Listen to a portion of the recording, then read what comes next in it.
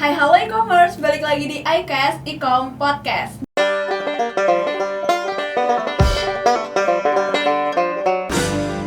Nah, di pagi yang cerah ini, aku, Aurani, si cutie yang selalu bawa pouch beauty, nggak sendirian aja nih. Karena aku ditemenin sama narasumber yang memiliki segudang prestasi. Boleh kenalan dulu nih dengan kakak siapa? Halo semuanya, halo juga Aura. Halo kak. Halo, gimana kabarnya? Aku alhamdulillah sehat. Kak Priska sendiri gimana nih kabarnya hari sehat ini? sih, Alhamdulillah. Apalagi bertemu sama kamu tuh udah seneng. Aduh, kebahagiaan Iya, banget nih aku betul. dipuji kayak gini nih. Udah sarapan belum nih Kak ngomong-ngomong? Waduh, aman lah itu. Aman. Nanti abis ini kita sarapan bareng bisa banget nih. Mau di mana nih sarapannya? Di mana ya, Burmin? Jangan sebut merek, nanti kita bahas Oke. habis ini ya. Nah, jadi boleh banget nih Kakak kenalin diri dulu ke e-commerce, nama lengkapnya siapa? Oke, halo e-commerce. Kenalin aku Aura Priska, kerap disapa Priska, dan aku dari IPKOS angkatan 24 dari Universitas Muhammadiyah Yogyakarta. Selamat kenal semuanya. Kenalin guys, ini aku izin manggilnya Kak Priska aja, aman ya? Aman. Oke, aman banget. Jadi kalau misalnya aku minta satu kata yang ngegambarin Kak Priska saat ini tuh apa sih Kak? Waduh, kalau itu mungkin air sih, Ra. Kenapa air? Karena air tuh lebih tenang, tapi kalau misalkan dia tuh juga punya power dan juga punya calming sendiri. Ini aku setuju sih kalau Kakak ngegambarin diri Kakak tuh sebagai air, karena aku ngeliat Kakak tuh kayak wajahnya wajah-wajah menenangkan nih. Tapi di balik wajah menenangkan itu banyak banget prestasi yang didapetin sama Kak Priska, guys. Pencapaiannya dan apa yang dilakukannya tuh kayak sangat-sangat menginovasi banget di setiap harinya nih. Amin. Sekarang kesibukannya ngapain nih Kak ngomong-ngomong? Kesibukan aku lagi menjalani kehidupan kuliah, kemudian lagi project juga bisnis case, jadi doain ya teman-teman. Terus sama mau running bisnis sih. Wih, running bisnisnya seputar apa nih kira-kira? Seputar fashion. Ih, asik banget nih e-commerce. Boleh banget nanti kalau misalnya Kak Priska udah ngeluncurin, boleh sih kita kayaknya lihat-lihatnya tuh. Ntar collab brand kali ya, Aduh. oke kali ya. Aku sebagai apanya nih? Aduh, brand ambassador oke? Oke banget nih. Kalau misalnya sekarang nih kan Kak Priska tuh apa ya? Aku kenal Kak Priska tuh sebagai sosok yang memiliki banyak banget pencapaiannya nih. Oke, amin Ra, amin. Amin. Tapi emang iya sih guys, kalau misalnya dilihat dari sosial medianya sendiri tuh kan banyak banget ya pencapaian setiap harinya. Terus Kak Priska juga aktif banget ya di sosial media kayak sharing tentang kehidupannya, tentang hal-hal yang memotivasi dan itu jujur sangat-sangat memotivasi aku pribadi. Oke, terima kasih Ra. Terima kasih juga Kak Priska karena tuh aku emang udah kenal juga guys sama Kak Priska e-commerce di sini. Jadi aku ngelihat sosial medianya Kak Priska yang aktif itu juga menginovasi diriku sendiri buat terus tumbuh dan juga berkembang kayak Kak Priskanya sendiri pastinya ya. Dan kalau misalnya udah sampai di titik yang sekarang itu kan nggak mungkin langsung kan Kak. Pasti step by step.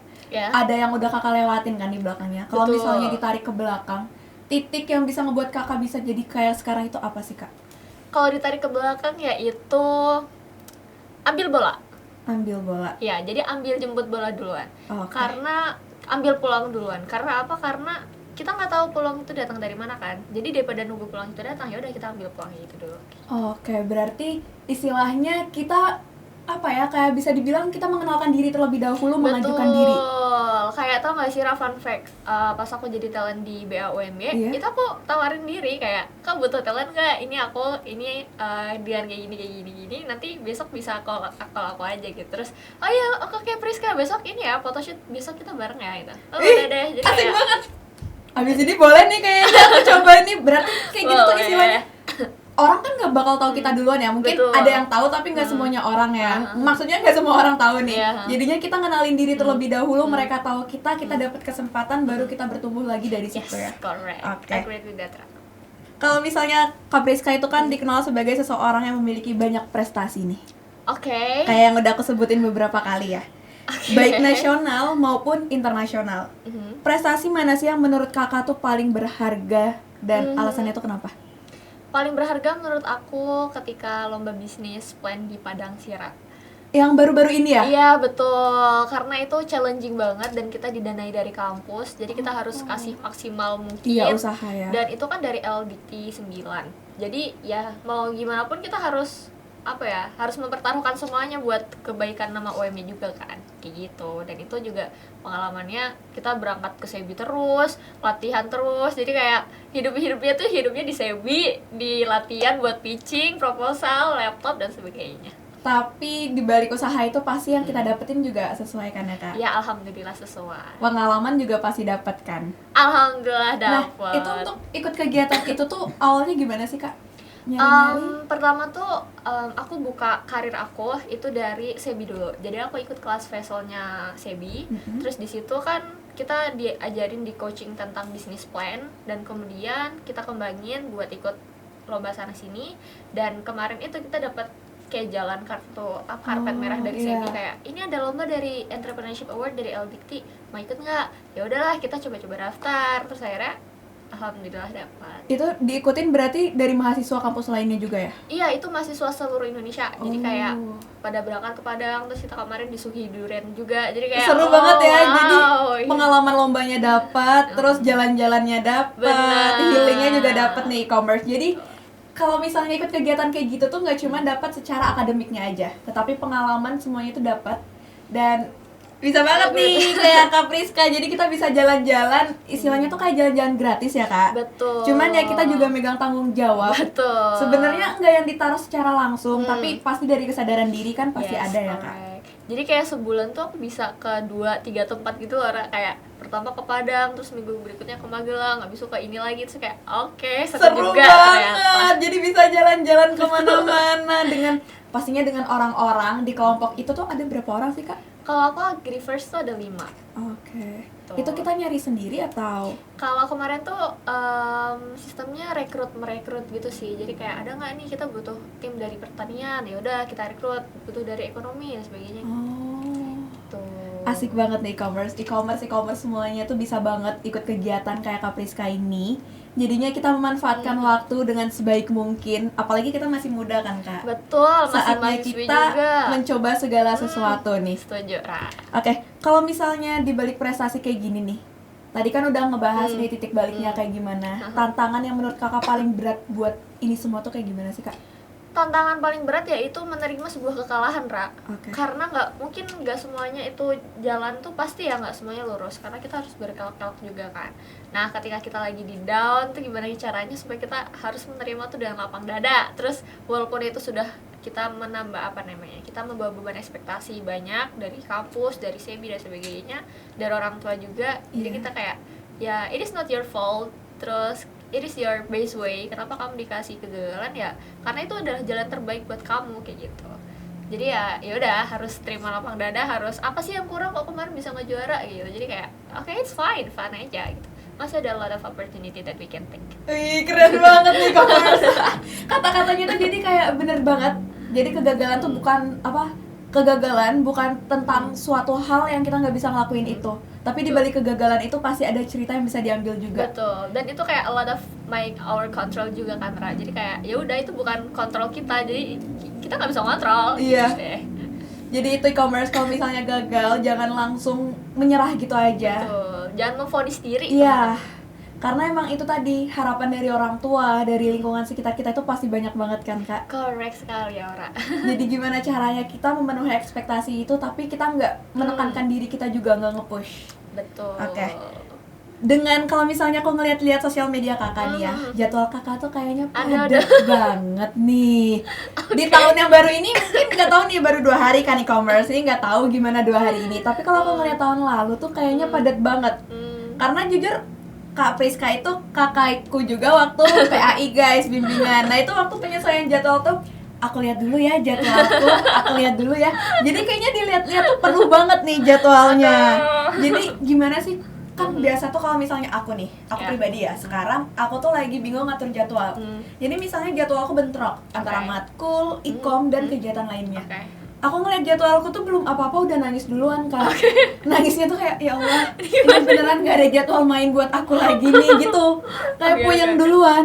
Nah, kalau Kak Priska sendiri tuh gimana sih caranya untuk ngebagi antara jadwal kuliah, jadwal berkegiatan, sama jadwal main. Apalagi diri kita tuh kan pasti butuh healing ya. Betul. Kalau ditekan terus-menerus, yang ada kita stres. Ya, dan malah jadi toxic productivity. Benar. Nah, kalau Kakak tuh gimana caranya?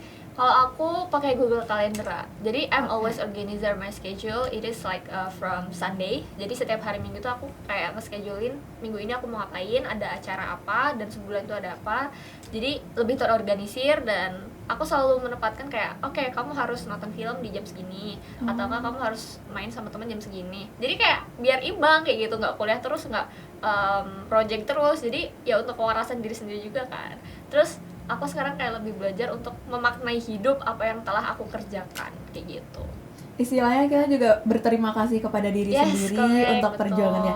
Nah, kalau misalnya kayak gitu tuh, kalau jadwal kuliah kan udah ada tersusun nih dari KRS-nya. Kalau jadwal main tuh biasa kakak nyempatinnya seminggu berapa kali nih? Aduh.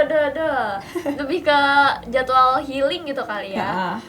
Kalau aku sih mungkin di hari Sabtu malam. Jadi kayak weekend kalau misalkan ada agenda atau apa, kayak I'm prioritizing my family first. Habis my family habis itu baru aku, terus baru organisasi, terus kayak kita tapi lihat dulu skala prioritasnya kayak gimana kayak gitu. Kalau misalkan dirasa cukup untuk organisasi dan sebagainya, kayak ya udah aku butuh healing juga. Terkadang kita harus egois juga terhadap diri sendiri lah. Kalau kita terus diforsir gitu, ntar kita cepet macetnya. Iya, gitu. benar, kayak titik capeknya tuh ada di depan. Betul, gitu deh. Kalau misalnya untuk healing nih, biasa kakak tuh sukanya kemana sih healingnya? Atau sekedar di kamar nonton Netflix gitu kan di kamar? Kalau sekarang aku healingnya lebih ke olahraga sih, Ra. Oke. Yeah, jadi kayak I will schedule my exercise in 2 times in a week. Jadi kayak 2 kali seminggu tuh aku harus renang, kalau nggak lari kayak gitu. Nah itu adalah sebuah healing aku kayak gitu. Berarti hidup sehatnya juga dapet nih. Boleh banget nih kapan-kapan kita lari bareng nih, kayak jogging mungkin. Tapi habis jogging langsung makan. Aku setuju sih. Setuju kan? Ngopak kayaknya seru. Iya, aduh ngopak. Iya, habis jogging nih kan ngopak. Aduh. Kalau misalnya menurut kakak lebih penting tuh antara manajemen waktu atau manajemen diri? Semuanya penting, Ra. Karena kalau misalkan kita nggak seimbang antara kedua itu, bakal kacau semuanya. Oke. Kayak gitu. Tapi yang paling penting menurut aku adalah manajemen diri. Karena ketika kita dapat manajemen diri, kita bisa memanajemen waktu. Gitu. Di balik Kapriska yang bisa dibilang udah istilahnya kan udah wow sekarang nih ya. Oke. Kayak gitulah bisa dibilangnya ya. Itu kan pasti tadi udah ada dibilang ada proses-prosesnya nih. Iya, betul. Kakak memulai untuk survive, untuk mencoba-coba di hal perlombaan dan lain-lainnya tuh mulai SD, SMP atau gimana nih? Aku dari SD, Ra, sebenarnya ikut olimpiade, tapi kayaknya nggak ada yang menang, juara lomba mewarnai aja pas itu. Nggak apa-apa, itu kan udah dibalik prosesnya sekarang nih. Betul, terus habis itu aku coba di SMP, lomba IPA, alhamdulillah dapat biologi. Terus SMA biologi lagi, kemarin ke Kendari juga, alhamdulillah didanai sama Kemenak. Terus habis itu baru mulai gencar-gencar ini pas di kampus. Berarti dari SD tuh kakak udah tipe Siswa apa nih? Siswa berprestasi. Istilahnya Ya udah mulai ampun. mencoba-coba, karena kan nggak semua anak SD tuh mau mencoba kan kak. Iya. Biasa mereka menikmati masa-masa SD-nya tuh dengan bermain. Oke. Hal-hal kayak gitu. Tuh berarti guys, di balik Kak Priska yang sekarang, kita tuh biasanya tuh banyak kan orang ngelihat dia enaknya sekarang bisa kayak gini, bisa sehebat ini. Tapi tuh nggak tahu apa yang udah dilaluin di belakangnya. Tuh di balik Kak Priska yang sekarang tuh udah banyak banget pastinya yang dilewat di belakang. Itu mah asam pahitnya semuanya ada, Ra, di situ. Iya kan kak, jadi e-commerce semuanya nih, jangan ngelihat seseorang tuh udah sehebat sekarang. Lihat proses di balik itu tuh udah ngapain aja, udah ada jatuh bangunnya tuh pasti dapet kan kak. Betul sekali, jatuh bangun, jatuh, bangun, jatuh lagi, ntar Bangun jatuh, lagi. bangun lagi. Oke. Tapi kayak gitu juga kita hebat karena kita udah bertahan sejauh ini. Kalau Betul. misalnya kita menyerah, mungkin kita nggak bakal bisa sampai di titik kayak sekarang ini. Iya, betul, Ra. Mungkin aku nggak bisa melihat wajahku sekarang. Aduh, aku juga nggak bisa ngeliat wajah kakak. Halo. Kalau misalnya Kak Priska, itu tuh ngegambarin berprestasi tuh kayak gimana sih kak menurut kakak? Berprestasi menurut aku suatu hal yang bisa memberikan dampak sih, Ra. Jadi kayak bagaimana cara kita untuk memotivasi orang, supaya bagaimana cara kita untuk memberi rasa senang orang kayak gitu. Jadi nggak cuma terhadap diri kita sendiri, tapi juga berpengaruh terhadap masyarakat atau orang-orang yang kita temui. Berarti maksudnya tuh di sini juga berprestasi tuh nggak hanya dalam hal akademik aja ya berarti? Betul, non akademik juga. Tuh e-commerce bisa mulai untuk mengupload sesuatu mungkin di sosial medianya, mungkin dalam kehidupan sehari-harinya juga bisa banget. Alright, karena orang tuh nggak bisa cenayang teman-teman ya. Jadi kayak ya show yourself, start build your personal branding from right now. Karena personal branding juga, ngomong-ngomong soal personal branding nih ya, Oke. itu juga ada hal Halus penting banget kan Apa tuh, kak. Ra?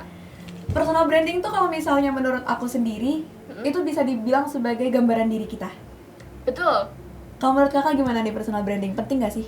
Menurut aku penting sih, Ra. Kayak karena dan aku dari background ortuku bukan bos tambang ya. Jadi kayak aku harus survive, dan bagaimana teman orang-orang di luar sana kenal aku, dan dengan personal branding itu bakal unlock a lot of opportunity yang bisa aku ambil kayak gitu.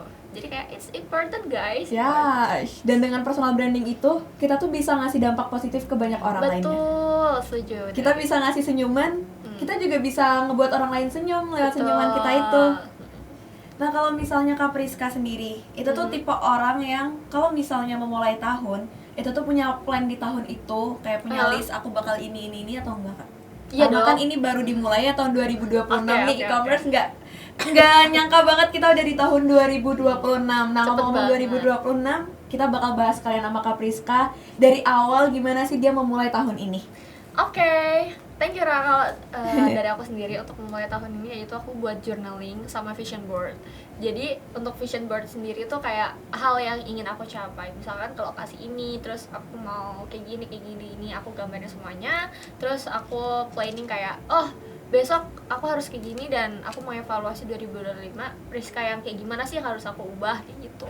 Terus unlock a lot of dream. Terus ya bagaimana cara kita supaya bisa mendapatkan hal itu dengan manifestasi sih. Jadi ya it's important. Karena apa?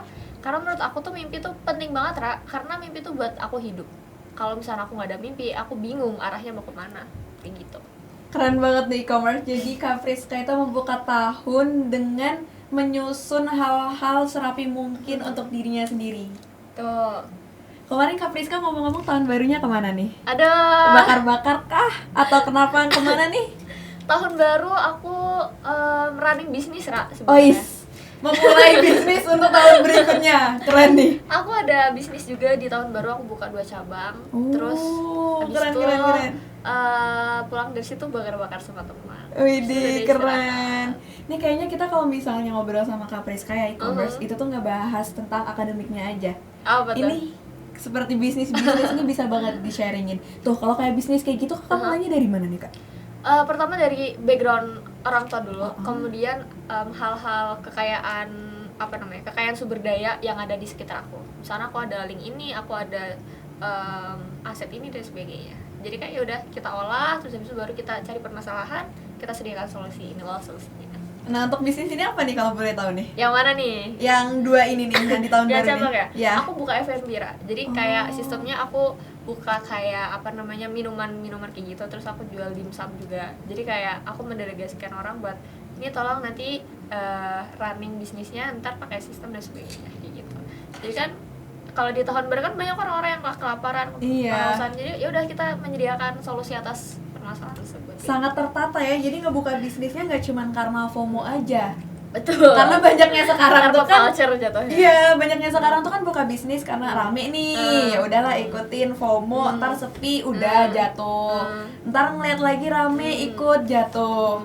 Kalau kayak gitu tuh susah banget untuk dibangun. Jadi emang kalau bisnis tuh pentingnya kayak itu tadi, kita udah nyiapin nyari masalah dari lingkungan sekitar, terus dijadikan sebagai solusinya. Betul. Nah, kalau tadi kan agak sedikit menyinggung soal orang tua kakak dengan backgroundnya itu ya. Okay. Kalau dari orang tua kakak sendiri tuh ada nggak sih nanemin suatu hal ke diri kakak gitu?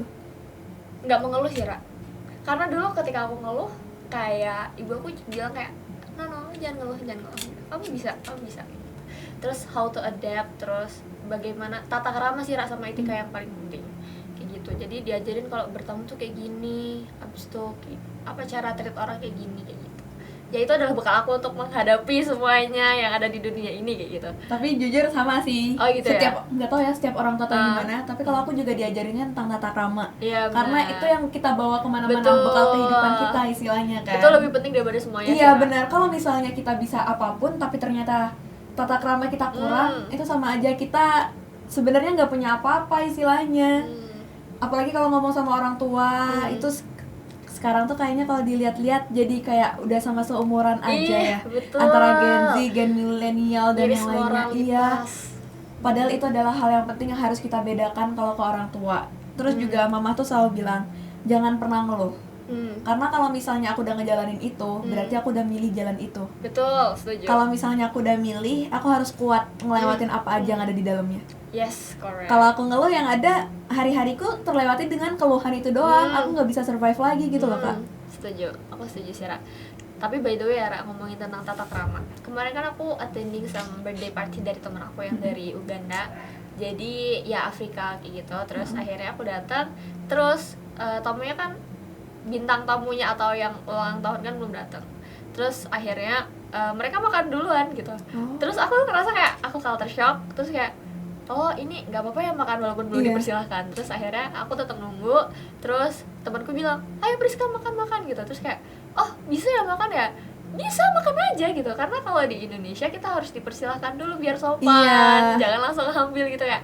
Oh this Indonesian culture ya, oke ini here we're fine, just take it, just eat it. Jadi kayak berarti kalau kita tata krama itu kayak nunggu tuan rumahnya, kalau mereka dibebasin aja ya. Iya langsung ambil aja gitu. Terus kayak oh ternyata it's different culture, is different country, different culture gitu. Jadi kayak how to adapt terhadap segala sesuatu yang kita hadapi gitu. Nah, dengerin ceritanya Kak Priska tuh asik juga ya, kayak punya teman dari negara yang berbeda tuh, jadi kita bisa belajar juga tentang budaya-budaya mereka dan budaya kita. Kalau misalnya itu kan tadi kan culture shock dari kita ya, dari orang Indonesia ke budaya mereka. Kalau misalnya pernah nggak sih kakak tuh temennya ngomong culture-nya dari budaya mereka ke kita tuh kayak gimana? Misalnya ada sesuatu dari budaya kita nih, yang ternyata oh Indonesia tuh kayak gitu yang ngelakuinnya, ada nggak? Ada, Ra. Kayak misal pertama kan mereka langsung main lama ya. Kalau kita kan harus pakai emas, apa gitu kan. Terus yang kedua itu adalah mereka tuh ternyata privasinya tuh beneran se-boundaries itu kayak gitu. Kemarin tuh aku nggak sengaja tanya kayak, oh kamu kenapa ke Indonesia? Kenapa nggak negara lain? Kan banyak negara lain. Terus teman aku tuh kaget ditanya kayak gitu. Terus ada yang jawab teman aku bilang, ya it's Indonesian culture. Mereka suka basa-basi kayak gitu. Terus kayak, oh my god, it's like your privacy gitu. Yeah, it's so privacy in here gitu. Terus kayak, oh I'm so sorry. Jadi kayak oke. Tapi kayak gitu tuh jadi asik karena kita bisa jadi sharing sama orang lain lagi kan. Bener. Kapan-kapan mungkin bisa kita yang main ke negaranya langsung. Gas, amin. Negara mana, Ra? Negara mana ya? Aku tuh kepengennya umroh, Kak. Amin. Tahun berapa nih? Tahun 2026 sih kalau bisa ya. Bulannya bulan depan bisa mungkin ya Allah, amin. Jangan kalau bisa dong, harus bisa. Oke. Jadi pelajaran lagi nih, kata-kata kalau bisanya e-commerce bisa banget diubah jadi harus bisa. Nah, kalau misalnya Kak Priska sendiri tuh ada nggak sih prinsip yang selalu dipegang? Prinsip aku ya? Prinsip aku memaknai hidup sih, Ra. Oke. Jadi kayak ketika aku disibukkan dengan kegiatanku di luar, terus akhirnya aku terkadang lupa sampai aku ngerasa toxic productivity pas itu. Terus aku ngerasa kayak sebenarnya arahnya kemana, sebenarnya aku ngelakuin apa sih di dunia ini, buat apa sih gitu. Terus setelah aku refleksi, aku minum air, aku mandi, aku makan, itu aku kayak oh makasih ya udah mandi, oh mandi ternyata kayak gini rasanya gitu. Lebih menghargai diri sendiri dan memaknai aja. Nah, kalau mahasiswa sendiri apalagi kalau istilahnya kayak aku ya Kak, yang masih di semester 1 itu tuh kan masih sering-seringnya ngerasain ya aku belum bisa mendapatkan prestasi loh, masih minder tentang hal itu. Sebagai closingannya sekalian nih, Kak Priska tuh apa sih kalimat yang mau Kak Priska sampaikan untuk mahasiswa-mahasiswa baik yang mahasiswa baru maupun yang udah semester berapapun itu? Kalau kata-kata hari ini take the change guys, take the opportunity. Karena sebenarnya rasa takut itu datang dari diri kamu sendiri, dan kita aja percaya sama sama orang di luar sana yang kita nggak tahu. Misalkan kayak chef yang masakin kita, yaudah kita makan aja, masa kita nggak percaya sama diri kita sendiri, paham gak sih? Paham. Nah, jadi kayak it is okay untuk melambat kayak lagunya Perunggu. Iya, aduh. Lewatnya di sini lagunya Perunggu. Loh, apa? Sometimes karena ada fasenya buat kita naik, buat kita turun gitu. Tapi bagaimana caranya supaya ya kita bisa jalan terus-terusan. Maksud aku tetap berjalan walaupun itu merangkak, walaupun itu kita sambil ngesot-ngesot dan sebagainya, ya pun yang penting tetap melangkah maju. Jangan sampai stuck, jangan sampai mundur kayak gitu. Tuh guys, jadi kesimpulan yang bisa diambil dari podcast kali ini, kita tuh harus terus melangkah maju. Walaupun apapun itu istilahnya situasi, omongan yang ada di sekitar kita, tetap jadi diri sendiri, tetap melangkah maju. Karena kalau kita stuck di hal minder dan lain-lainnya, yang ada kita nggak bisa berkembang kan, Kak? Betul. Oke. kayaknya udah dulu deh pembahasan Oke. kita kali ini. Terlalu asik kan e-commerce. Terima kasih buat Kak Priska udah Terima menyempatkan kasih juga, waktunya Ra. untuk hadir di iCast kali ini. Ilmunya, sharingnya tuh sangat-sangat bermanfaat Amin, untuk e-commerce semoga nantinya. bermanfaat. Amin. Aku juga masih belajar teman-teman, jadi free to discuss juga. Oke, terima kasih Kak Priska. Terima kasih juga Aura. Terima kasih juga untuk e-commerce yang sudah nonton iCast kali ini. Sampai jumpa di iCast e-com podcast selanjutnya. See you e-commerce. Bye bye. Bye bye.